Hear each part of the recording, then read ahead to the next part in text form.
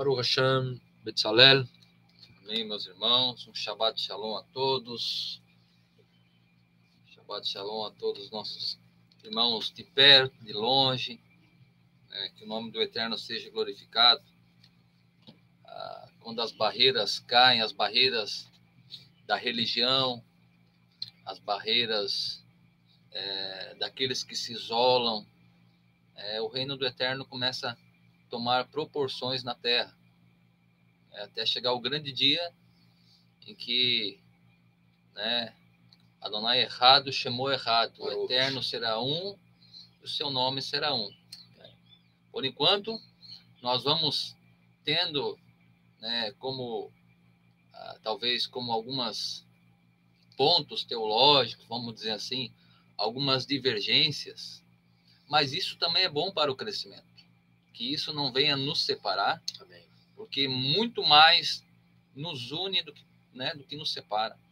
Então, quando nós quebramos essas barreiras, quando nós construímos pontes, nós estamos apressando, então, a vinda, do nosso Mashiach, que nós tanto esperamos. A união, a unidade do povo de Deus daqui na terra, ela é de suma importância para o cumprimento de profecias. A casa, o povo do Eterno, quanto mais dividido, mais fragmentado, e menos Shekhinah, menos presença. Quanto mais união, quanto mais respeito entre nós, independente de pensamento A ou B, mas quando nós temos os mesmos objetivos, trazer o Hashamai, os céus para a terra, trazer o reino dos céus, como foi a própria oração do Mashiach, que nos ensinou, venha a nós o teu reino. Isso não quer dizer que nós vamos ficar de braços cruzados esperando o reino, mas trabalhar aqui na terra para que o reino desça até nós através de Mashiach. Parashá Tetzaveh. Deixa eu me ajeitar aqui. Baruch Hashem. Parashá Tetzaveh.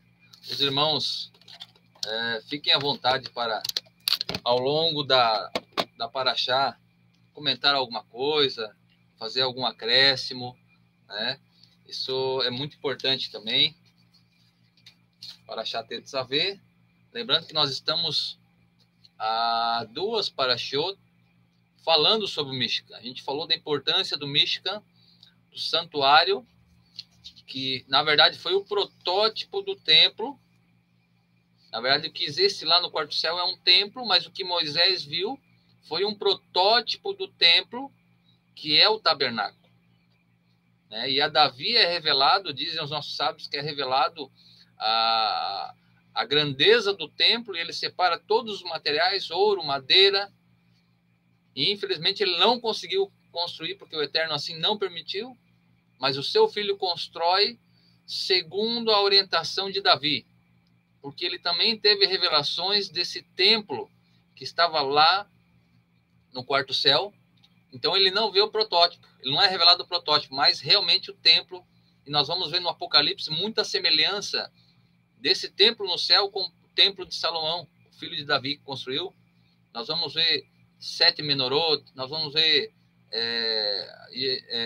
Yeshua com vestes sacerdotais, nós vamos ver elementos como o altar de incenso, nós vamos ver vários elementos que existem lá no templo celestial.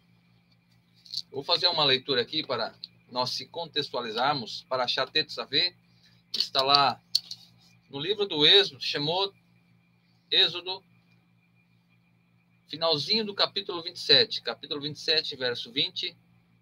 Diz assim a eterna palavra de Deus: Baruch atah Adonai, Eloheinu melech haolam, asher bara banu mikol hamim venatan lanu et torato, Baruch atah Adonai, noten hatorah. Amém. E tu ordenarás aos filhos de Israel que tragam azeite de oliveira puro, batido, para a iluminação, para acender a lâmpada contínua. Na tenda da reunião, Ohel Moed, fora da divisória que está o testemunho, a conservará em ordem Arão e seus filhos, desde a tarde até a manhã, diante do Eterno. Estatuto perpétuo por todas as gerações dos filhos de Israel. Amém. O Rocha Maurício também pode comentar, tá? Eu vou deixar ele comentar hoje. Amém. Então, nós estamos nessa trajetória de estudo do Mística. Nós estamos nessa trajetória. Lembrando que eu falei na Parashá Terumá. Na Parashá Terumá começou os presentes. A oferta para o Mística, para a construção do Mística. Mas, cronologicamente, a gente já estudou isso, que a terceira Parashá depois de Terumá é Kitsá, que fala do bezerro de ouro, o pecado do bezerro de ouro, mas que ele aconteceu antes dos presentes, antes de todos os utensílios, de todo o ouro, prata, tecidos que os filhos de Israel deram para contribuir para construir o Mishkan. Então nós vamos perceber uma revelação de Deus que mesmo Deus sabia que Israel ia pecar e ele já tinha preparado o remédio, o antídoto. O próprio Mishkan, que serve como expiação, porque ali fazia as oferendas diárias, ali faria também a oferenda maior, que era a oferenda de Yom Kippur, que é, na verdade, o sacrifício não por um só homem, mas por toda a nação. Não vamos falar sobre isso, porque vai ter outras parashot que vão trazer especificamente sobre isso, mas só para a gente ter uma noção. Então, Parashá Tetzaveh vai começar falando do óleo. O óleo. Tu ordenarás aos filhos de Israel que tragam azeite de oliveira puro batido para iluminação, para acender a lâmpada contínua. Meus irmãos, existe uma coisa bem interessante, eu fiz algumas anotações e quero compartilhar com os irmãos. A questão da menorá. Essa parashá vai falar sobre a menorá, em específico, a menorá. Vai falar sobre as vestes de Aharon e os seus filhos também. E também vai falar do altar de incenso. São 3 coisas que nessa parashá vai ser comentado. A Torá vai, quando vai falar das vestes de Arão, vai trazer todos os detalhes, ganchos que continham, as pedras, os engastes, as várias roupagens que o Cohen Gadol vestia, que era diferente do Cohen, existia mais roupas. Então a Torá vai trazer, a Parashá da semana vai trazer vários detalhes sobre isso. Mas vamos começar aqui pela menorá. A menorá o Aron HaKodesh, a Arca da Aliança, sem dúvida, é o objeto mais sagrado do Mishkan. É o objeto em que tinha maior santidade, vamos dizer assim, porque não poderia nem o sumo sacerdote entrar no Santo dos Santos a qualquer momento, somente uma vez por ano, com muita fumaça do incenso, com muito temor. E ali ele via entre a névoa, ele via uma fagulha divina recebendo a oferta. E era algo muito rápido. Ele entrava e saía muito rápido. Cerca de 3 vezes nesse mesmo dia. Uma pequena oração, né? Algo bem rapidinho. E ele espiava, né, também o sangue do Yom Kippur sob a tampa da arca. Né? Então, isso mostra o ambiente como era sagrado, né, Betsalé? Ali é o lugar mais sagrado que tem, né? Que representa, inclusive, a arca, ela representa até o trono de Deus, né? E a palavra, né? As luchot, aquelas 2 palavras, duas tábuas escritas com o dedo de Deus, que estavam ali junto ao trono, né? A arca simboliza até o próprio Mashiach, né? Que é a palavra viva. Yeshua é a Torá Hai, a Torá viva, né? A palavra que se fez carne. É muito interessante ter esse entendimento, né? Agora, o Betsalé está falando sobre a menorá, que ficava num lugar que antecede esse lugar sagrado, um lugar que chamava Kodesh. Né? Sim. Então, são vários móveis, mas cada um tem a sua, vamos dizer assim, a sua característica ímpar. O Aron HaKodesh, a Arca da Aliança, o objeto mais sagrado, no qual só o Kohen Gadol poderia entrar de uma vez por ano, né?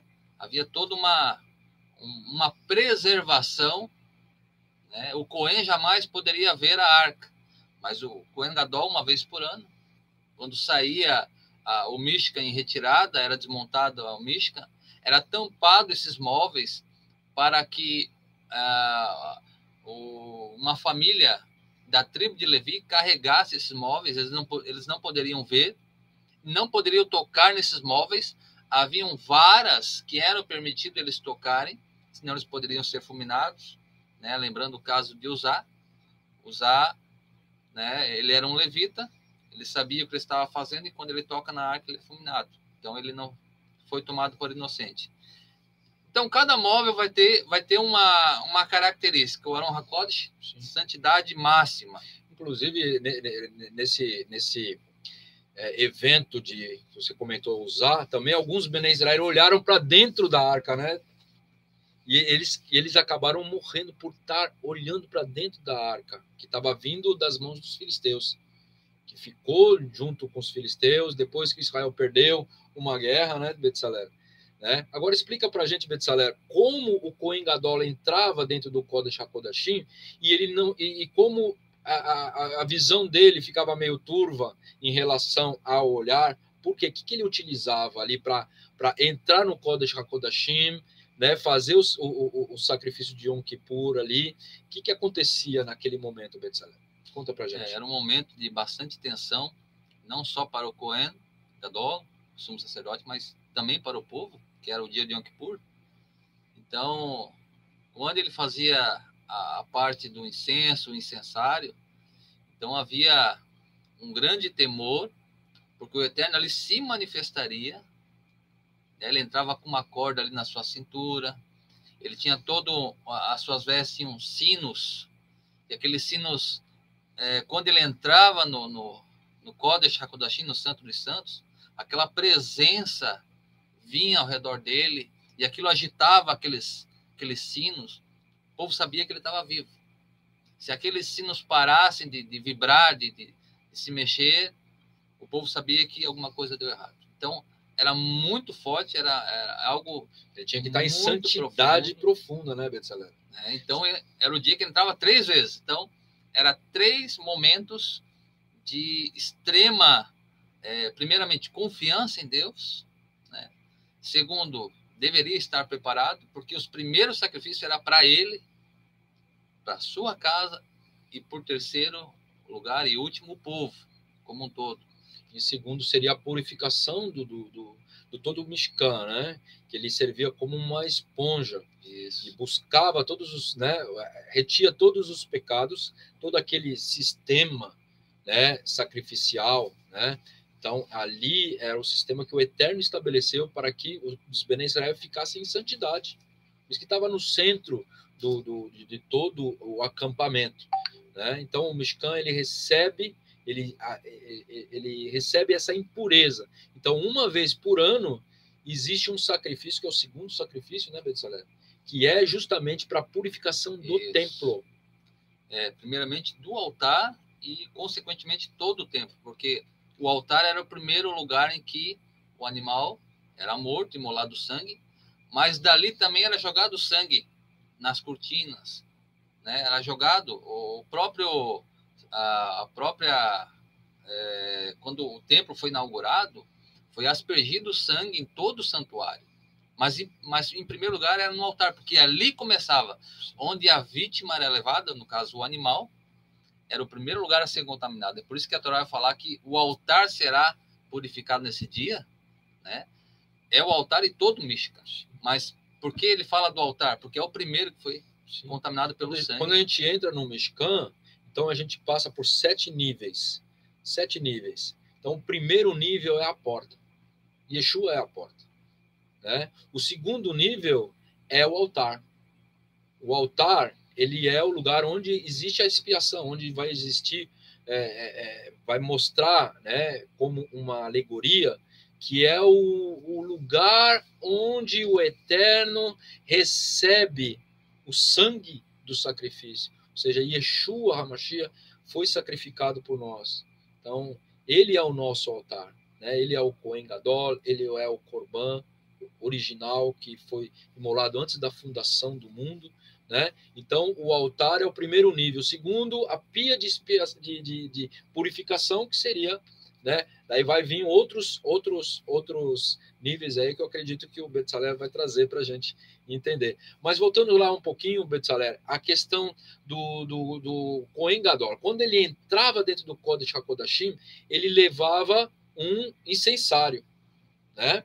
Então conta para a gente como é que era essa parte, quando ele entra, por que ele não podia ver, o que acontecia ali dentro do Kodesh HaKodashim. Essa arca, ela não era feita uma peça única. Era feita de madeira, revestida por dentro e por fora de ouro. Em cima dela a tampa propiciatório, na qual, nessa tampa, foi fundido dois anjos, 2 querubins, 2 guardiões, né?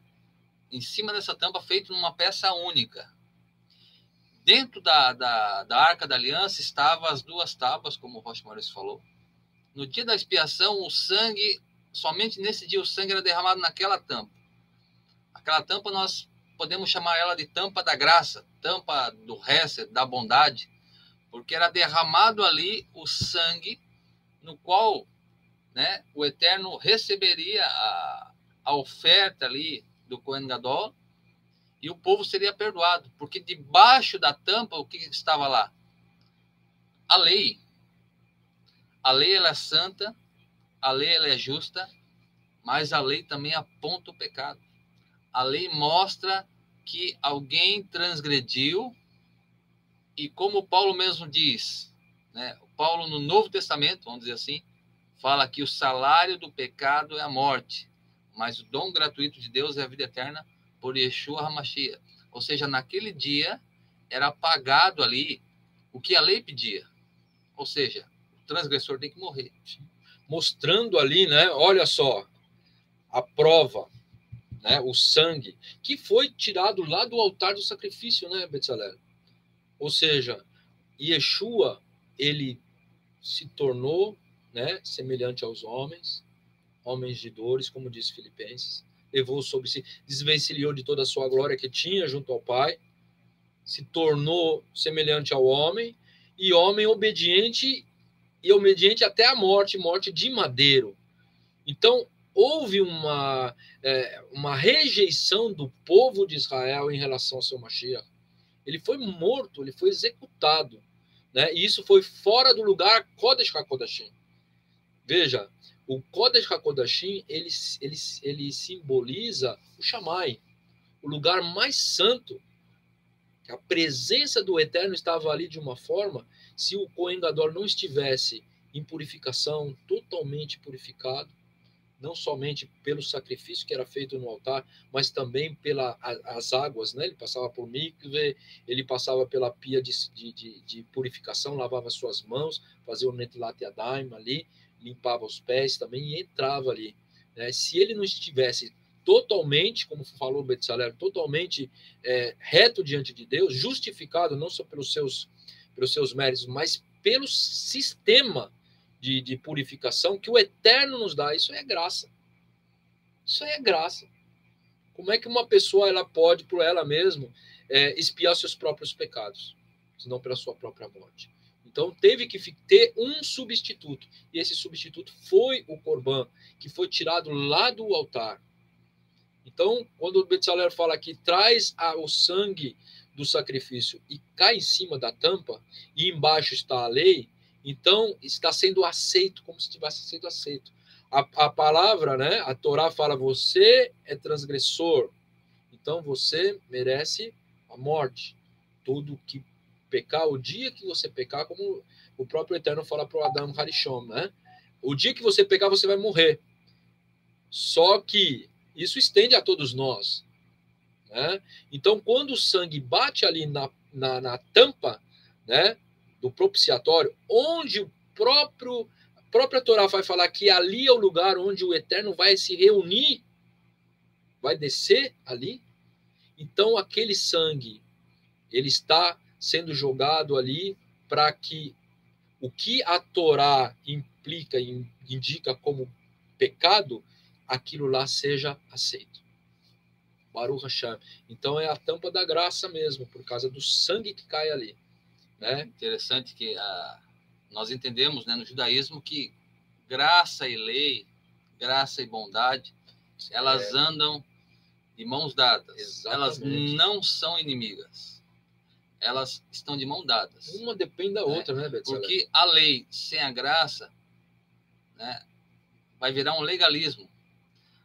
E a graça sem a lei vai virar uma desgraça.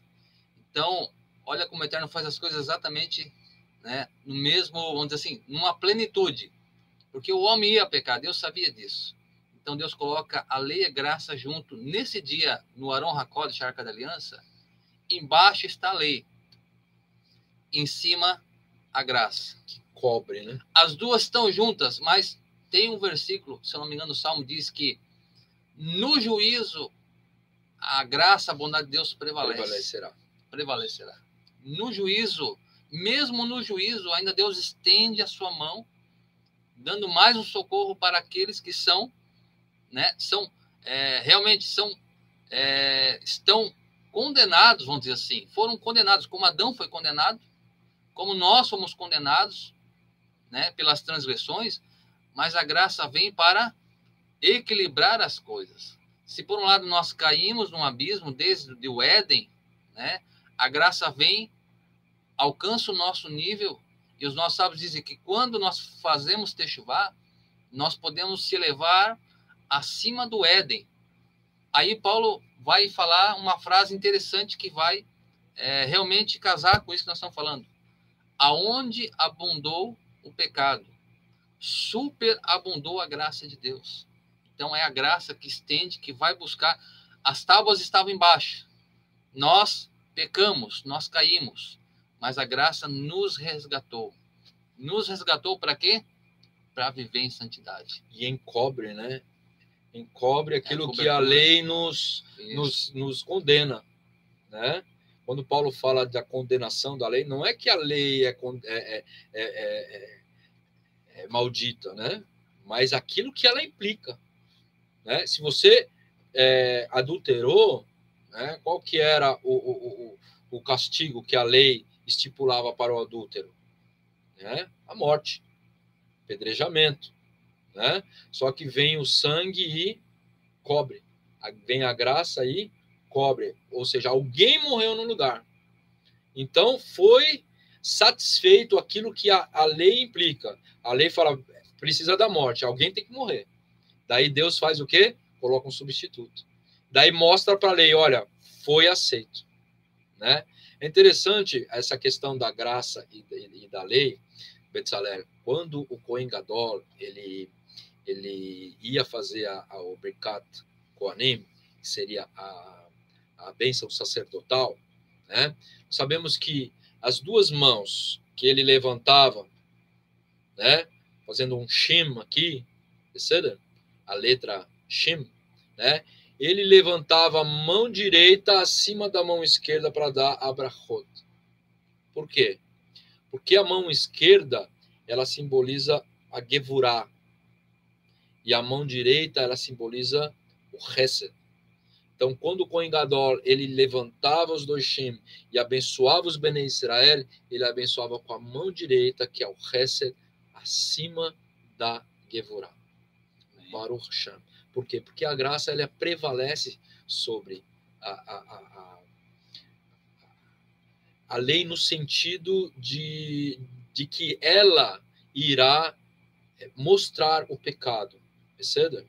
Mas só que sem graça não adianta.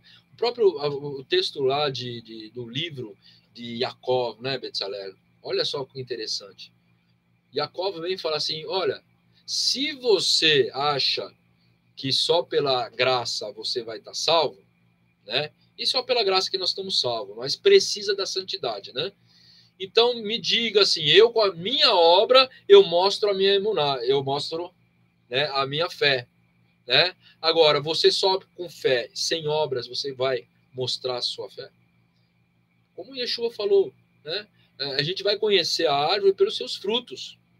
Se a pessoa fala que é salva, mas só que as obras dela não condizem com uma pessoa transformada, com uma pessoa que tem o Ruach HaKodesh, que trabalha na vida dela, essa pessoa só vai falar que é salva.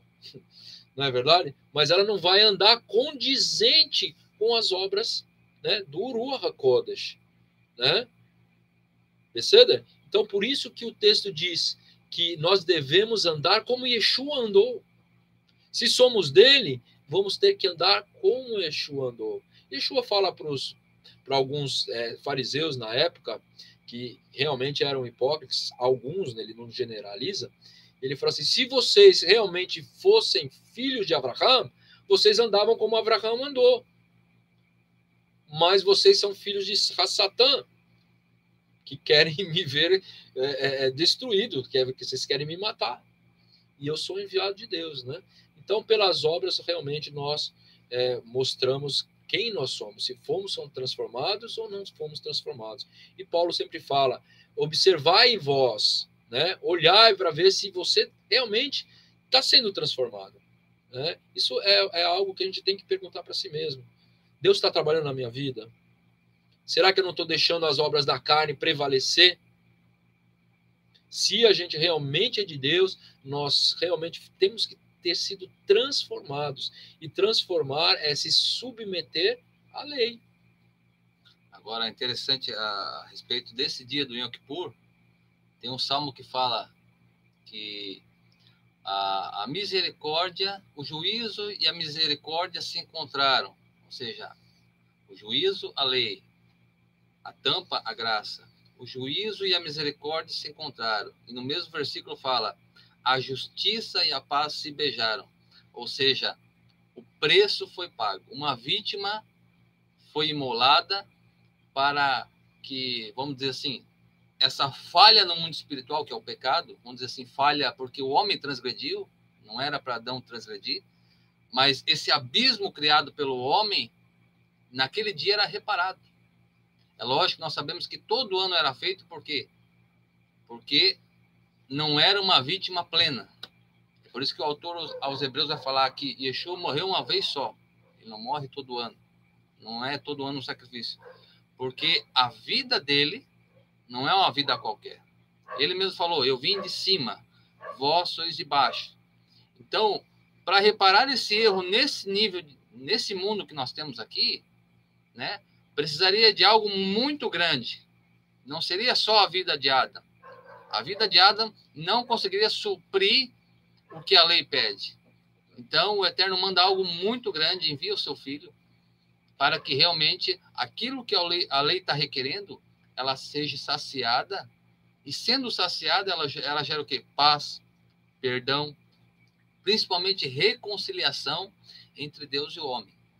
Então, cada elemento, ele vai ter uma característica. A arca sagrada era o objeto mais sagrado.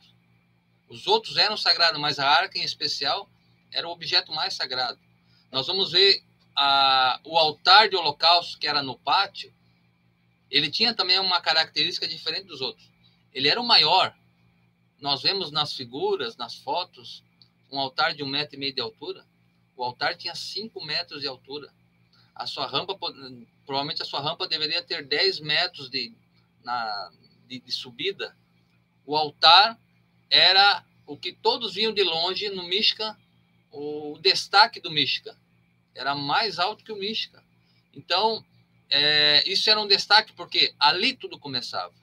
A vítima era imolada, era colocada ali, o sangue era derramado nas 4 pontas do altar, ou nos 4 chifres, que simboliza a misericórdia também. E ali era feito a primeira aspersão do sangue. Então, o altar de holocausto também é um dos objetos que tem a sua característica pelo seu tamanho, pela sua grandeza, onde era o destaque do Mishkan, que não era nem dentro do Mishkan, era dentro do pátio, na parte externa do santuário propriamente dito. Agora, o que a Parashat Tetzaveh vem falando para nós, vem falando sobre o óleo que deveria ser separado para colocar na menorá. E a menorá, por si só, também tem uma característica que os outros objetos não têm. Ela era de ouro batido, puro. Foi o único objeto que não foi madeira, não foi um outro material, mas ele foi de ouro puro. Não era oca, né? Não era oca. Foi um material maciço, batido, forjado. E um objeto grande também, no qual o próprio sacerdote, quando ia acender os pavis, ia fazer a manutenção que ele fazia todo dia, ele colocava uma espécie de uma plataforma que se tornava uma escadinha móvel para ele se elevar, para ele ia acender, mas esse acender não era só acender, mas era acender no sentido de elevar também. Ele se elevava ao nível da menorá e ele acendia ali, então, fazia manutenção, limpava, trocava os pavis, colocava o óleo, e assim ele fazia essa manutenção todos os dias. E a Torá vem falando, tragam óleo, mas não era qualquer óleo, meus irmãos. Era o óleo, a primeira prensa que passava no óleo. Era as primeiras gotas, as gotas mais puras, as melhores, que seriam, então, guardadas e levadas até o santuário, para que fosse colocado na lâmpada, aliás, colocado na menorá, para servir, então, de luminária, né, dentro do Mishkan. Agora, uma coisa que é interessante a gente notar é que, normalmente, em geral, o primeiro óleo é separado para quê? Para o alimento. Isso é normal. O primeiro óleo é para alimento. E isso dentre os filhos de Israel. Porque o óleo era também para queimar, para dar luz, né? Naquela época não existia querosene, né? Para fazer fogo. Então queimava o azeite.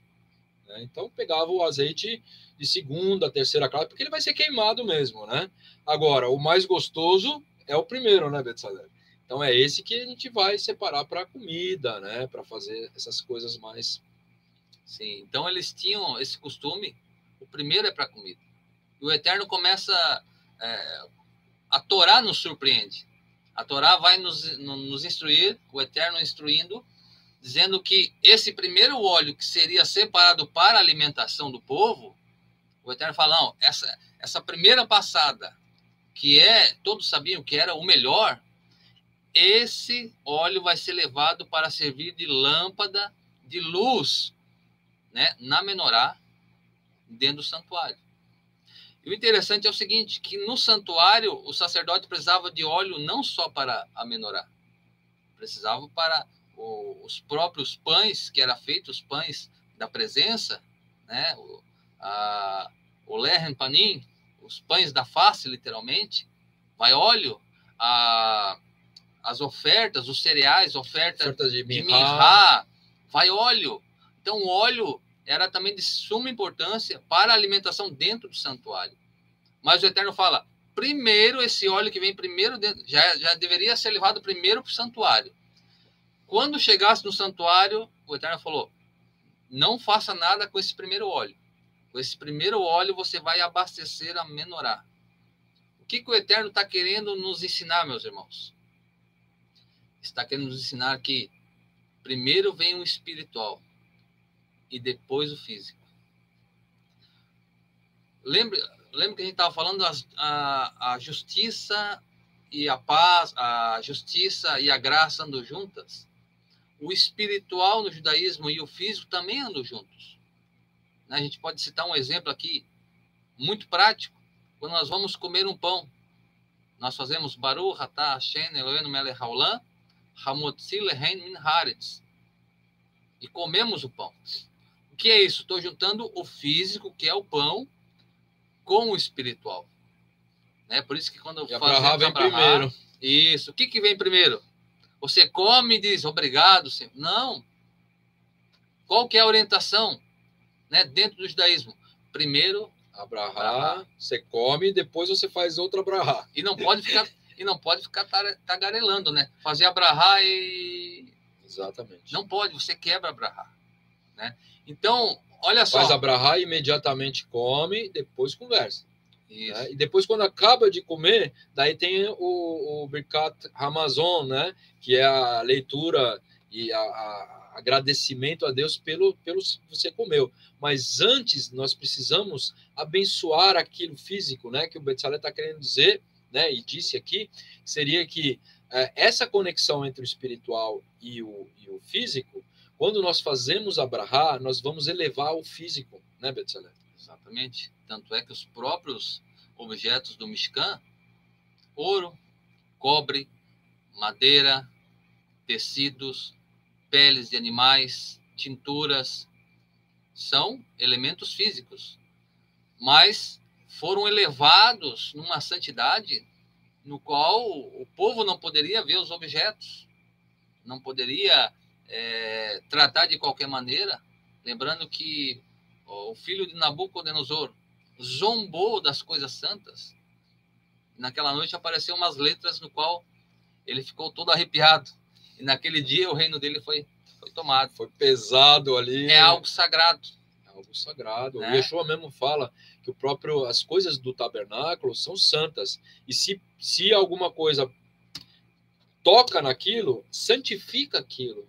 Por quê? Porque existe a ligação espiritual. Todos os utensílios do Mishkan, né, foram feitos de acordo com um modelo que Moshe viu no Shammai, no quarto céu. Né? Então, ele fez de acordo com o que estava vindo, de acordo com o que estabelece a lei. Porque é lei. Ele falou assim, não, se, por exemplo, esse vaso aí tem duas alças, né? Ele tem que fazer de 2 alças. É lei. Ele não podia fazer com 1 alça. Ah, não, eu acho que eu vou fazer com 3 alças, é mais bonito. Tá contra a lei. Porque a lei é fazer de acordo com o modelo. Né? Então, olha só como a lei, a gente está falando sobre lei e graça também, olha só qual a importância da lei. Né? Nós temos que fazer de acordo com a lei, porque a lei é a vontade de Deus. Deus estabelece a sua vontade, escreve a sua vontade na Torá e mostra ao homem que ele deve andar segundo aquilo que ele prescreveu. Ele é o rei. Né? Então, nós temos que cumprir essa lei. Mas só que existe a graça. Porque se a gente não consegue cumprir a lei exatamente como ela é, nós temos o perdão, nós temos um advogado fiel, que é o próprio Mashiach. Né? Olha, o Moré Clayton Betzalel, ele falou aqui, ó, Roche, na verdade, nunca a pena foi aplicada na Torá, não é? A pena que diz que seria a aplicação da lei, né? Pela graça do Eterno somos salvos, Baruch Hashem. Baruch Hashem, o Eterno, ele é um Deus maravilhoso, né? Ele suplanta, né? A sua misericórdia é estendida, e como nós cantamos hoje, o Dula Adonai Kitov, Kileulan Hasdov, porque a sua misericórdia permanece para sempre. A Morá Letícia falou muito especial, a primeira prensagem é para Menorá, o espiritual primeiro. Antônio Carlos, Baruch Hashem. Baruch Hashem. Betzalel, então a primeira prensada das... Vai para o santuário. Ela vai para o santuário. Chegou no santuário, vamos fazer um bolo? Não. O Cohen, vamos fazer os pães? Os pães são santos. O que a Torá fala? Não. Vai ser queimado. Primeiro a menorá. O que a Torá está querendo nos ensinar? Exatamente o que a Letícia falou, a irmã Letícia. O espiritual vem primeiro. A gente não pode separar as duas coisas, meus irmãos, senão nós vamos acabar enlouquecendo. Nós vamos esquecer da nossa vida cotidiana, né? Vamos virar monge, né? um corpo aí vagando pelo mundo, que eu sou espiritual. Não é isso. É as duas coisas juntas, porém uma se eleva. Elas estão juntas, mas uma se eleva. É por isso que você primeiro faz a brahá e come o pão, e nunca come o pão e faz a brahá. Não existe isso no judaísmo. Isso é um preceito dentro da Torá, dentro desse ensinamento que o Eterno diz. A primeira traz para o santuário, mas antes de fazer qualquer bolo e pão, vai para a menorá. Isso, meus irmãos, é uma regra divina. Primeiro o espiritual, depois o físico. Olha o que Yeshua repete o que está na Torá. Nem só de pão viverá o homem. Ele não está falando que o homem não precisa de pão. Ele está falando que nem só de pão viverá o homem. E agora ele vai enfatizar o que a Torá, ele só repetiu o que está na Torá. Ele fala, Mas de toda a palavra de Deus, isso nós vivemos. Nós precisamos do pão, mas sem a palavra de Deus, nós vamos se tornar animais e não vamos ter essa elevação, porque daí nós vamos comer, vamos procriar e não vamos ter uma vida de propósito. Seremos semelhantes a animais? A diferença é que a gente fala, pensa, mas o espiritual vai estar apagado em nós.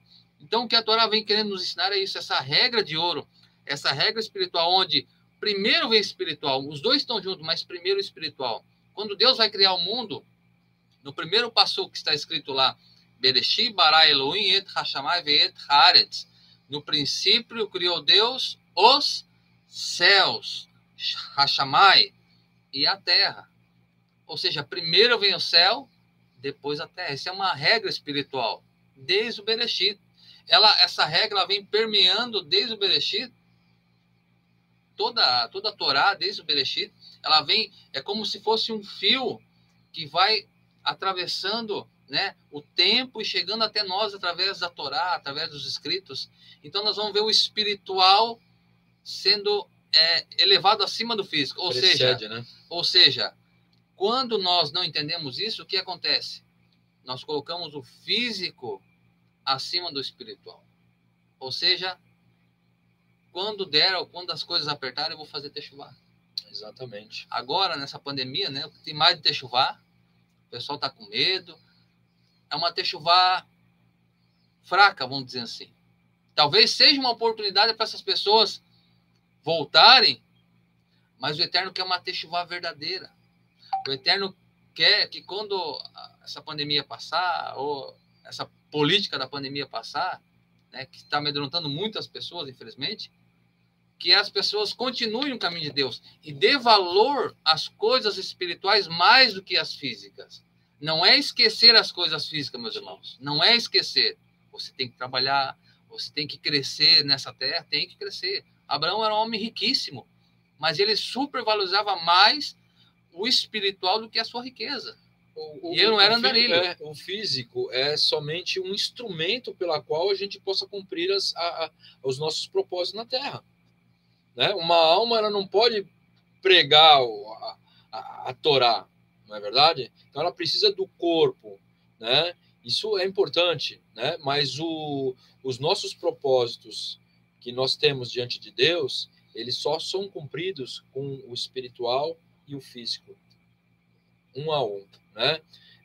Então, e o Eterno também nesse momento onde ele pede o óleo, né, Betsalel? Ele está pedindo também as primícias.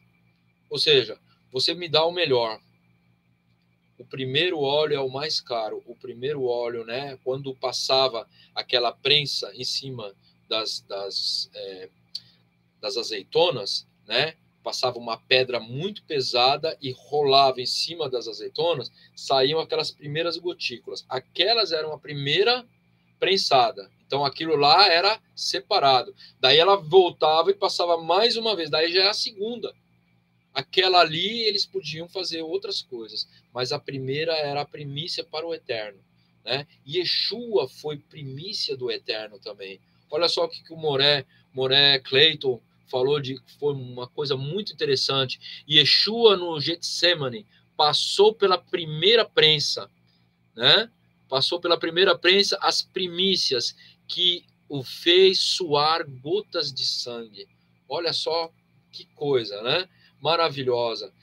Realmente a angústia que Yeshua passou naquele momento, que sabia que todo o peso do mundo inteiro estava sobre as suas costas, e não somente da sua geração, mas de todas as gerações, o peso que estava sobre Yeshua foi aquele peso de prensa, que pressionou e saiu o óleo, e aquele óleo que seria o suor, né? É o sangue que se transformou em sangue. E aquele sangue é o sangue da redenção. Baruch Hashem, que mais tarde ele ia ser derramado. E Yeshua, por diversas vezes, ensinou isso aos seus discípulos, está relatado. Certa feita, os discípulos estavam com fome e Yeshua sempre ensinando em todo momento, né? Aos discípulos, Senhor, temos que comprar pães, E ele fala, o pão, o meu alimento é a palavra de Deus. Não é que Yeshua estava negando o direito deles comprarem o pão, mas foi uma oportunidade de Yeshua ensinar essa regra de ouro. Primeiro o espiritual, depois o físico. Isso é consequência.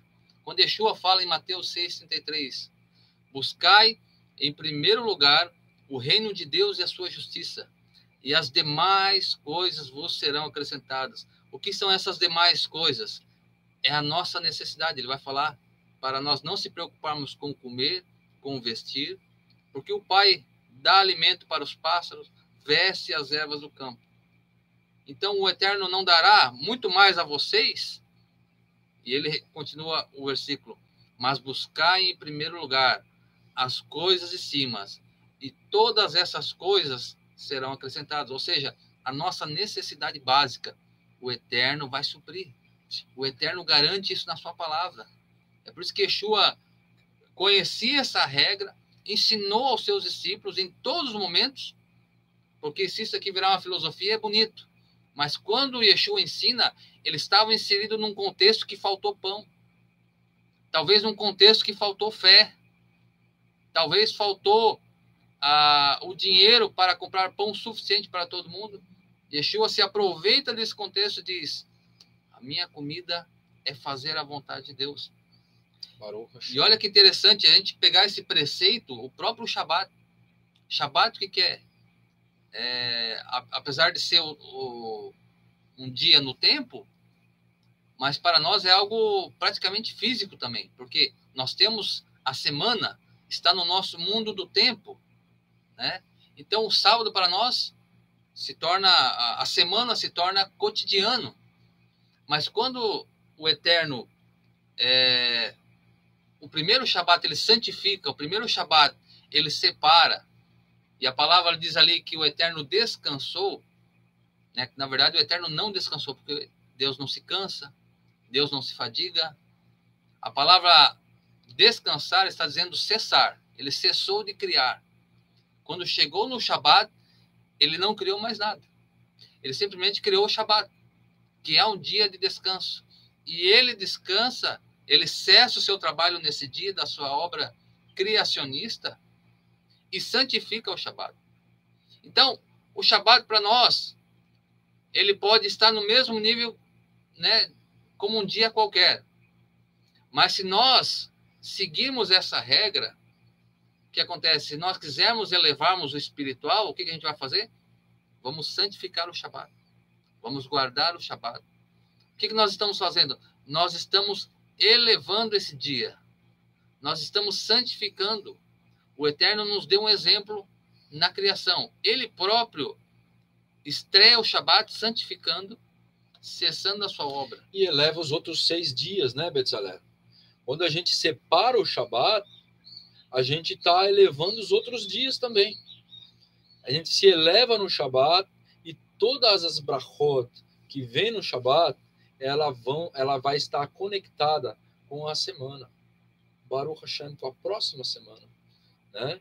Então, existe essa conexão muito grande, né, entre você separar aquilo que é do Eterno. Vamos dar uma lidinha aqui. Tem bastante gente falando coisas bem interessantes aqui. Por exemplo, o Alexandre vai perguntar a diferença entre a Menorá e a Hanukkah. Depois você fala para ele, né?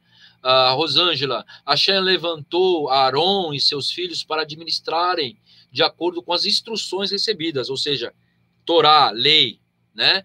Para que a presença do Eterno habite no meio do seu povo. Ou seja, sem lei, sem santidade que a Torá traz, não existe presença divina. Fica na transgressão, você não vai receber a presença divina. Ele só vem em lugar santo. Baruch Hashem, muito bom. Rosângela, Antônio Carlos, o espiritual sustenta, é complemento e complemento físico, não o contrário. Muito bom, né, Betzalel? Ele complementa né, e sustenta. Sem espiritual não tem brahá, né? Baruch Hashem. O meu amigo Antônio Carlos Calçada, um grande abraço aí, meu querido de São Paulo. Sem o espiritual, o físico perece, exatamente. Baruch Hashem, Rosângela, acessar os níveis espirituais que foi ensinado por Yeshua é o único lugar seguro, os tesouros do céu, Betzalel. Olha só que interessante, né? Baruch Hashem, ele que nos dá realmente o caminho. Por isso que ele fala que eu sou o caminho, a verdade e a vida. Quando ele fala eu sou o caminho, a verdade e a vida, o que ele está querendo dizer, Betzalel? O que é o caminho? O que é a verdade? O que é a vida? É que muita coisa que Yeshua falou, né, estava relacionado com mística. A própria aparição de Yeshua lá no dia da Seminhá, que Yohanan, né, o Yohanan imersor, estava batizando, estava fazendo um mikve de Techuvá. Aparece ali Yeshua, não para fazer um mikve de Techuvá, mas para fazer um mikve de divisor de águas. A partir dali ele estaria, então, começando aquilo que o Eterno tinha preparado para ele antes do homem cair. Ou seja, ensinar uma humanidade que foi caída, ensinar o caminho do retorno, ensinar a palavra de Deus, a autêntica palavra de Deus, que é a Torá.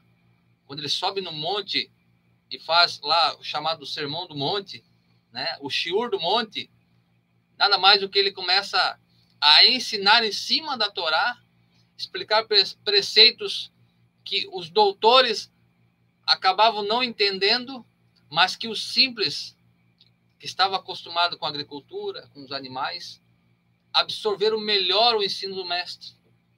Quando um príncipe naqueles dias, um príncipe daqueles dias dos filhos de Israel, chamado Nicodemos, chega à noite para Yeshua e diz, né, tu és mestre vindo de Deus. Ninguém faz o que tu faz se não for vindo de Deus. E não é só o fazer, as tuas palavras. E Yeshua olha sorrateiramente para ele, não gostando muito do elogio. Yeshua não gostava de ser bajulado. E diz assim para ele, importa tu nascer de novo para ver o reino dos céus. Um dos maiores mestres daquele dia no meio judaico, né, Nicodemos, não compreendeu essa palavra. Pode, porventura, eu voltar ao ventre materno e nascer de novo? Então, Yeshua tinha palavras profundas que dava nó na cabeça dos doutores, mas que os simples absorviam grandes coisas. Porque muitas vezes, irmãos, nós pensamos que é só o entendimento, que é só a sabedoria, mas muitas vezes precisamos ter o coração voltado para o eterno para enxergar com os olhos não físicos, mas com os olhos da alma. O estudo, a compreensão é muito importante, mas quando nós não olhamos com os olhos da alma, com os olhos da Techuvá, né, nós corremos o risco de não entender as pequenas coisas. Yeshua está repleto nos seus escritos, né? Ele falava por parábolas e muitas vezes os discípulos não conseguiam entender. E a sós ele explicava coisas por coisas do que estava acontecendo e do que ia acontecer. Então é extremamente importante estudar, né, as palavras de Yeshua. Há muitos segredos ali. Quando ele falava do mexicano, a porta, ele né, eu sou o caminho, a verdade e a vida. Eram 3 portas que haviam no Mishkan. A primeira porta, o caminho, a segunda, a verdade, e a última, que era o véu, que entrava para o Santo dos Santos, a vida, Rai, o último nível. Então, ele é o caminho que leva ao eterno. Ele é o caminho que leva para Techuvá. Ele é o caminho do perdão. O eterno assim estabeleceu. Não foi Yeshua por conta própria decidiu, né, que vai ser por mim, acabou. O eterno decidiu, né, por meio de Yeshua, né, nos trazer de volta para ele. Né, ele ser essa oferta, ele ser, né, o nosso tutor, ele ser a nossa ponte, a escada que Jacob viu que ligava a terra do céu, porque no Éden cortou a conexão. Yeshua, quando vem no capítulo 1 ou 2 de João, ele fala, né, eis que vocês verão grandes coisas, até os anjos subindo e descendo sobre a cabeça do Filho do Homem. Por que ele fala sobre a cabeça do Filho do Homem? Porque aquela escada que Jacó viu estava apoiada na rocha. E o Mashiach é a rocha. Tissur Israel, sobre Israel, a rocha de Israel, a rocha de Jacó, Inabalável. aquela rocha que rolava, seguia os filhos de Israel, jorrando água. Baruch Hashem. Jorrando água.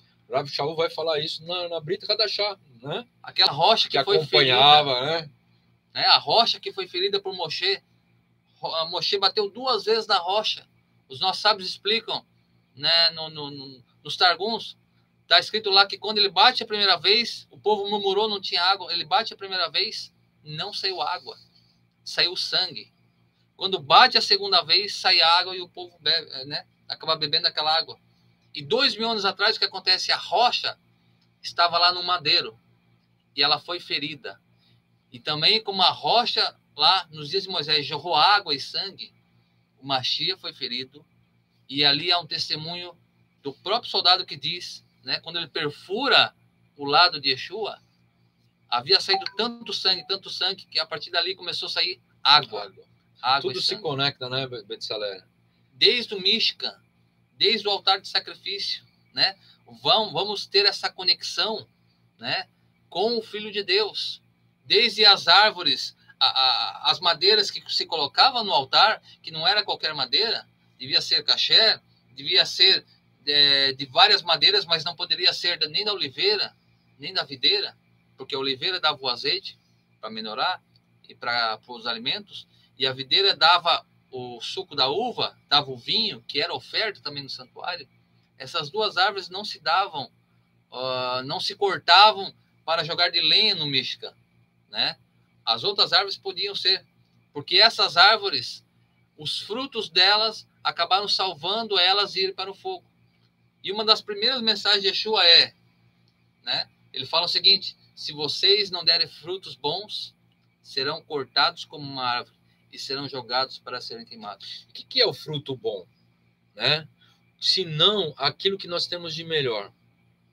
O que o Eterno pede para nós, ele não pede o que sobra, ele pede o que é mais precioso.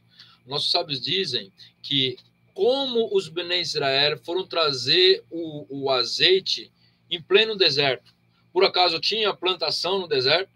Por acaso tinha azeitona no deserto para eles amassarem aquela azeitona e pegarem a primeira prensada? Não.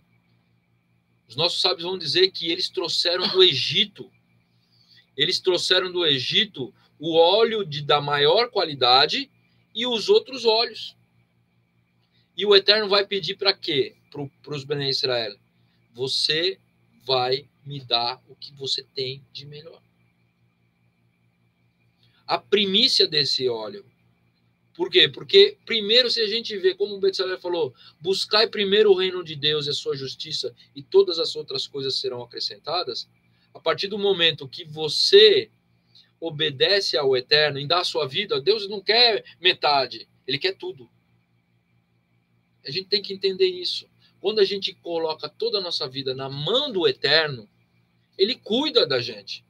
Agora, se a gente vai colocar, não, eu vou colocar só a parte, né, da minha vida, né, o emocional, o meu trabalho, as minhas finanças, mas essa parte aqui eu tomo conta, eu dou jeito. Não, o Eterno pede tudo. Né? O Eterno pede o que tem mais precioso, porque ele deu o que era mais precioso. Ele deu o seu filho, Baruch Hashem. Né? Então, nossos sábios vão dizer que aquele óleo que o povo tinha trazido do Egito, que era da primeira prensada, eles foram lá e deram para o templo. Né? E é interessante, né, dizer que chegou uma hora que Moshe fala assim: olha, parem de dar, já tem suficiente coisa aqui no Mishkan, não precisa dar mais nada, né? E o povo, porque todo mundo estava, né, com o coração aberto, né, em ofertar no templo, em dar o que eles tinham de melhor, porque sabia que o Eterno cuida deles. O povo teve fome no deserto, o Eterno deu carne. O povo comia o maná, né? Até os nossos sábios vão dizer que a tradição judaica diz que o maná ele tinha o gosto daquilo que você queria comer. Por exemplo, eu quero comer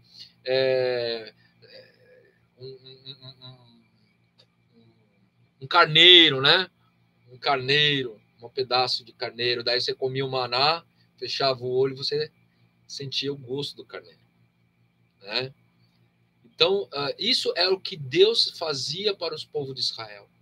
A partir do momento que o povo de Israel deixou o Egito, deixou a segurança do Egito, porque era uma certa segurança, né? Muitos deixaram casas, muitos deixaram tudo. E seguiram o Eterno no deserto, um lugar que não tem nada. Tá certo que na caminhada muitos também pecaram, né? Transgrediram, mas muitos foram fiéis, deixaram tudo e seguiram a promessa. É assim que o Eterno quer que a gente faça, né, Betsalel? Que dê o melhor de nós, que somos nós, e que siga seguindo o Eterno no deserto, é estar nas mãos do Eterno, é confiar no Eterno, ao ponto de que saber que amanhã ele vai cair maná do céu e vai nos dar alimento, e não nos vai deixar perecer. Por enquanto que a gente compreende que a gente tem que dar ao Eterno aquilo que nós temos, né? Que é a nossa vida e aquilo que ele nos proporciona, ele vai cuidar de nós. Então, essa regra maravilhosa da Torá, que Yeshua também repetiu para os seus talmidim, primeiro o espiritual e o físico vai estar junto, mas o espiritual vem primeiro, né? Quando, na própria criação, o Eterno, a primeira coisa que ele cria é os céus, depois a terra. Depois, na narrativa, o que ele faz? A primeira coisa que ele vai criar, a luz. Antes de ele criar a relva, as árvores, as frutas, as hortaliças, os animais, até o próprio homem, ele cria uma grande luz. No primeiro dia, que não é chamado de primeiro dia, que é chamado em hebraico Yom Echad, e não Yom Rishon, ou seja, o dia 1, que os nossos sábios falam que esse dia está, de certa forma, desconectado da criação, e os sábios dizem que é Mashiach, e essa luz era uma luz muito grande, e ela foi ocultada, e ela seria somente revelada no 8º dia, após o Shabat. Porém, quando o homem peca, essa luz ela continua oculta. E essa luz veio há 2000 anos atrás, não com toda a sua plenitude, mas disfarçada, né? Em trajes simples, né? Em traje de um carpinteiro, em traje de um jovem rabino, no qual revolucionou, né, os seus discípulos, no qual revolucionou o judaísmo naqueles dias. E até os dias de hoje é o nome mais cogitado em todo o mundo. Baruch Hashem. Isso é uma coisa maravilhosa. Se hoje as pessoas conhecem Moisés, conhecem o nome dos profetas, conhecem a própria Torá, esse nome levou para os confins da terra. Mesmo na boca dos gentios, que essa mensagem chegou na boca dos gentios, foi distorcida, mas ela está voltando para casa, meus irmãos. Essa techuvá, esse retorno, ela vai, como diz o Salmo 135, se eu não me engano, 130, fala que os filhos de Israel, quando saíram de Israel, né, e foram para a Babilônia e voltaram, viram a terra queimada. Então, eles plantavam aquela terra queimada, jogavam semente e choravam por saber que a terra dava muito, havia o templo ali. E o Salmo diz, aquele que sai chorando enquanto semeia, voltará consigo trazendo seus feixes. E essa é a história profética de Israel. Quando ele vai para o exílio, é para ele trazer muitos consigo. É por isso que Israel, o povo judeu, está há 2000 anos no exílio ainda. Porque Israel, como nós estamos falando da menorá, é para ser luz para as nações. É para ser Or Hagoim, a luz dos gentios. E quanto mais Israel levantar uma barreira, mais tempo vão ficar no exílio. Israel precisa acordar, precisa brilhar para as nações, precisa acolher os gentios, precisa estender a mão àqueles que querem pão espiritual, aqueles que querem elevar o espiritual acima do físico. Então, quando Israel começa a ser luz, eles começam a voltar para casa. Eles começam a cumprir o seu propósito. Então, essa luz da menorá, né, no próprio templo de Salomão, que foi diferente do Mishkan, na sua estrutura, e alguns móveis a mais, a janela do templo, né, as janelas da casa, das casas naqueles dias eram, né, de pedras, eram paredes grossas, para evitar os inimigos, para evitar frio, enfim. As paredes eram grossas. Havia escassez de luz à noite. Havia somente um óleo para fazer uma lamparina ali, não havia energia elétrica. E o que eles faziam? Eles faziam as janelas em forma de funil. Elas com a parte menor para fora e uma parte maior para dentro, de maneira que quando era dia, o sol raiava, o sol batia com a sua força, a luz entrava como uma lanterna, iluminava muito bem a casa durante o dia. Então, de dia eles tinham uma iluminação muito boa, que não precisaria da lamparina. Porém, no templo foi ao contrário, meus irmãos. No templo, ele foi feito ao contrário. Ele foi de forma que captasse a luz da menorá e fosse um funil para fora. Ou seja, a menorá seria uma luz não para dentro do templo, mas a menorá seria uma luz para fora. É por isso que a janela do templo não era como as das casas. Elas faziam um funil para fora para captar a luz da menorá para todas as nações, não só para Israel. Israel é o primeiro a receber os fachos de luz, porque está em volta. Mas as nações também deveriam receber essa luz, esses fachos de luz, esses raios, para que eles possam ter vida espiritual, para que eles possam ressurgir da sua vida espiritual e elevar o mundo espiritual, elevar o seu físico, elevar as coisas. E é o que nós estamos vendo hoje, meus irmãos. Muitos não-judeus estão querendo conhecer o Deus de Israel, estão estudando o Torá. Quantos de nós, né, saímos das nações, meus irmãos? Saímos das nações, né? Ninguém nos chamou, o Eterno nos chamou. Estamos nesse caminho em conhecer o Eterno, em estudar sobre a sua Torá, em estudar, em aprender com esse povo, né, que estão há 2000 anos no exílio. Então, meus irmãos, Israel tem que ser luz para as nações. Né? Or Hagoim, a sua luz tem que brilhar. Como Yeshua mesmo falou, não adianta, né? Não tem como você ser uma luz e colocar debaixo da mesa, colocar debaixo da cama. Essa luz tem que colocar no lugar mais alto da casa, para que todos os cantos possam ser iluminados, para que a revelação possa chegar a todos. Olha só que interessante, Betzalel, muito interessante isso que você comentou, luz para as nações. Israel é luz para as nações. Agora, quando Yeshua, ele foi entregar o seu espírito, diz a Brit Hadashah, Betzalel, que assim quando ele entregou seu espírito, o véu do templo foi rasgado de cima e embaixo. E foi aberto. Então, a luz da menorá, que estava no lugar Kodesh, atingiu o Kodesh HaKodashim. O que quer dizer isso, meus achim? As pessoas olharam e viram, realmente, ele é o Filho de Deus. Olha só o que acontece. O véu foi rasgado. O caminho foi aberto. Por quê? E a luz da menorá, ela atingiu o que? As tábuas das leis. A luz da Torá atingiu aquilo que estava no oculto.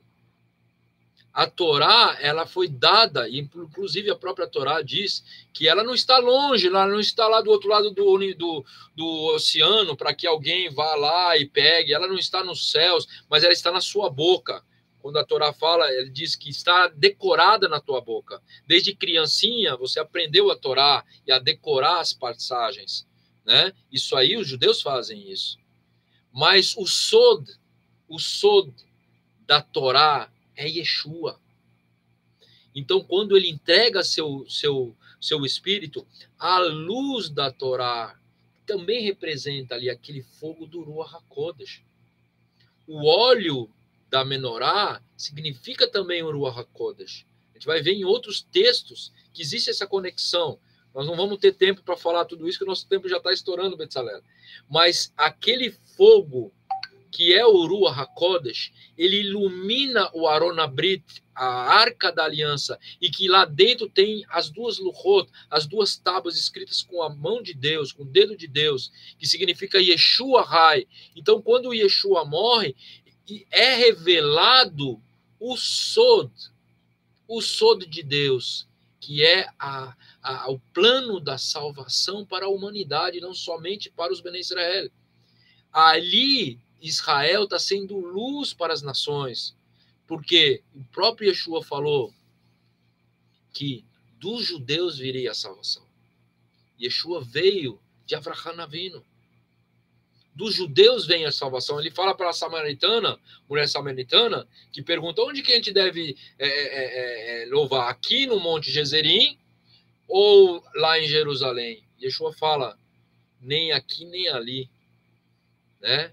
Vai ter o templo que somos nós. E Deus busca aqueles que o adoram em espírito e em verdade. Ele está citando o Tanakh. O Sod de Deus, a grande revelação de Deus está em Yeshua. Aquela rocha que foi rejeitada, aquela pedra de esquina que foi rejeitada pelos grandes arquitetos, pelos grandes construtores, é exatamente essa que é a pedra de esquina, que quando ela se encaixa, a construção fica em pé. O próprio texto de Ishayahu 53 diz que as nações ouvirão, entenderão aquilo que não foi anunciado. Os gentios reconheceram Yeshua, apesar de terem recebido uma revelação não genuinamente judaica. Nós entendemos isso. Foi distorcido um pouco, mas a essência foi prevalecida, né? Permanece. Ele é o Filho de Deus. Essa figura, né, de Yeshua HaMashiach. Mas nós temos que rever quem é verdadeiramente num Sod, aquilo que a própria Menorá, o próprio Ruach HaKodesh vai mostrar exatamente quem é o Mashiach verdadeiro. E quando a luz da Menorá, ela entra no Kodesh HaKodashim, lugar que somente o Kohen Gadol podia entrar, agora está aberto o caminho onde nós podemos, através de Yeshua HaMashiach, ter um relacionamento íntimo com Deus, um relacionamento próximo de um Kohen Gadol, foi proporcionado por essa revelação que é profunda, que é a revelação em Yeshua HaMashiach. A luz da Menorá, ela entra no lugar Kodesh HaKodashim, e a gente tem a visualização. Podemos ver agora aquilo que nem o Kohen Gadol entrava com um incensário, com fumaça ali, para não poder ver o Aron Abrit, né? Agora não precisa mais. Nós conseguimos contemplar, porque o Mashiach Yeshua, ele nos proporcionou isso. E Deus proporcionou isso através de Yeshua HaMashiach. Baruch Hashem. Essa é uma das grandes revelações da Menorá. A Menorá que traz luz para as nações, como o Betzalel falou. A Menorá que traz luz, né, de Yeshua, mostra. Né? O próprio Yeshua fala para os seus Talmidim, o Ruach HaKodesh que virá sobre vós, ele vos ensinará todas as coisas e vai lembrar aquilo que eu falei para vocês. Para eles escreverem também o Abrit Hadashah, para eles poderem falar. Né? Essa luz, esse óleo, esse fogo, essa menorá é a revelação de Deus para nós, para as nações e para o povo de Israel. Baruch Hashem. Só para encerrar, no dilúvio, nós sabemos que o dilúvio arrasou a terra, o Mabul, né? Foi água de cima, águas de baixo, chuvas torrenciais, no qual até os grandes animais não resistiram. A terra revirou, a terra não foi mais a mesma fisicamente, né? Alguns acreditam que houve ali a separação dos continentes, né? É interessante notar isso. Mas quando o Noa estava lá na arca, e passado o dilúvio, passado a chuva, as águas começaram a baixar, ele manda um corvo, o corvo retorna, fica, né, rodeando a arca. Depois ele vai mandar uma pomba, a pomba volta. E num determinado momento ele manda ela novamente, e ela vai voltar com um galho de um ramo de oliveira no seu bico e traz para Noa. Noa entende que as águas realmente começaram a baixar, e logo depois Noa se encontra lá no Monte Ararat, faz o seu primeiro sacrifício. O Eterno faz uma aliança com toda a humanidade através do seu arco nas nuvens, uma aliança que dura até os nossos dias. Isso prova que Deus não quebra aliança. Isso é a prova física, meus irmãos, que Deus não quebra aliança. Deus fez uma aliança, a parte dele ele sustenta. O homem quebra, Deus não. Então ele fez uma aliança com Noa e com toda a humanidade, né? Por isso que cada vez que chove nós vemos, e abre o sol, nós vemos aquele arco maravilhoso que, apesar de a gente estar acostumado, todos nós ficamos admirados com a coloração. É algo maravilhoso, realmente, apesar de ser um fenômeno físico, mas ali está a aliança do Eterno com os homens. Então, olha que interessante, meus irmãos, no dilúvio, o dilúvio revirou toda a terra. E os nossos sábios vão dizer que houve um lugar em que esse dilúvio não atingiu, não destruiu. E foi o Monte das Oliveiras. Nós estamos falando da menorá, nós estamos falando do combustível da menorá, que é o azeite que vem da oliveira, da azeitona, que ela é prensada. Né? O nosso irmão ali comentou agora há pouco que Yeshua foi moído exatamente no Getsemane. A palavra Getsemane quer dizer lugar da prensa, onde fazia realmente, há muitas oliveiras, e ali já fizeram um local exatamente para isso.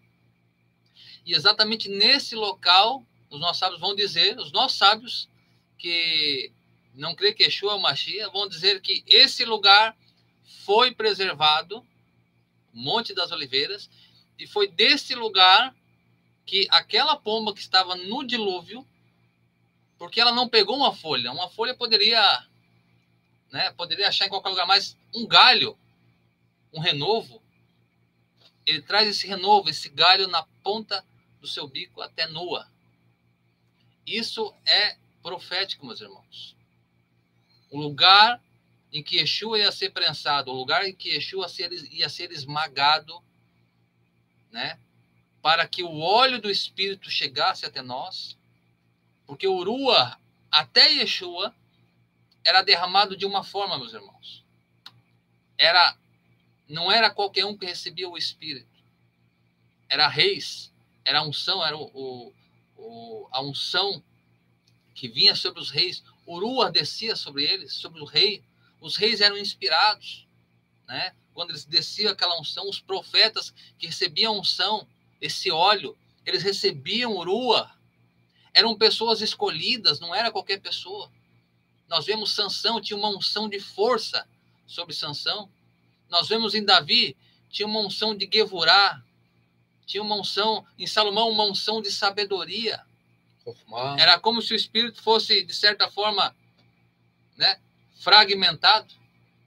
Isaías 11 está escrito que sobre o Messias desceria a plenitude.